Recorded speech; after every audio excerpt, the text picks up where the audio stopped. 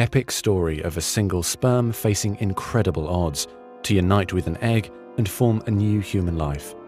It is the story of all of us.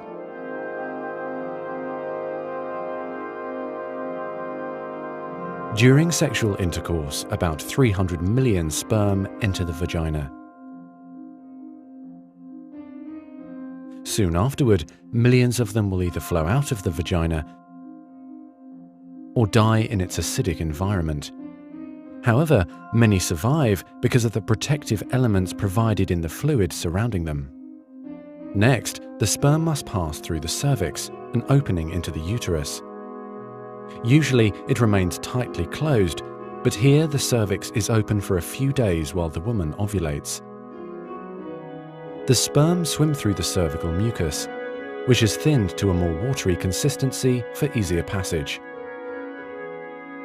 Once inside the cervix, the sperm continues swimming toward the uterus, though millions will die trying to make it through the mucus. Some sperm remain behind, caught in the folds of the cervix, but they may later continue the journey as a backup to the first group. Inside the uterus, muscular uterine contractions assist the sperm on their journey toward the egg. However, resident cells from the woman's immune system, mistaking the sperm for foreign invaders, destroy thousands more.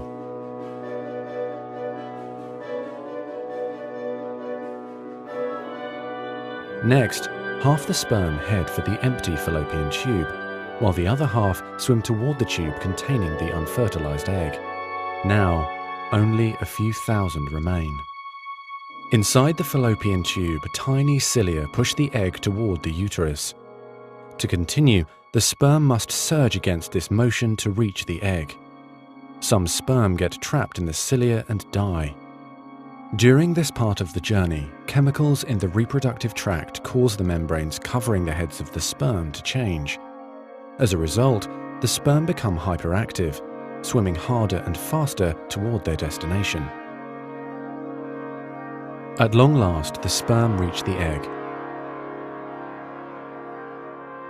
Only a few dozen of the original 300 million sperm remain. The egg is covered with a layer of cells called the corona radiata. The sperm must push through this layer to reach the outer layer of the egg, the zona pellucida. When sperm reach the zona pellucida, they attach to specialized sperm receptors on the surface, which triggers their acrosomes to release digestive enzymes, enabling the sperm to burrow into the layer. Inside the zona pellucida is a narrow, fluid-filled space just outside the egg cell membrane. The first sperm to make contact will fertilize the egg. After a perilous journey and against incredible odds, a single sperm attaches to the egg cell membrane. Within a few minutes, their outer membranes fuse and the egg pulls the sperm inside. This event causes changes in the egg membrane that prevent other sperm from attaching to it. Next, the egg releases chemicals that push other sperm away from the egg and create an impenetrable fertilization membrane. As the reaction spreads outward, the zona pellucida hardens, trapping any sperm unlucky enough to be caught inside. Outside the egg, sperm are no longer able to attach to the zona pellucida. Meanwhile, inside the egg, the tightly packed male genetic material spreads out. A new membrane forms around the genetic material, creating the male pronucleus.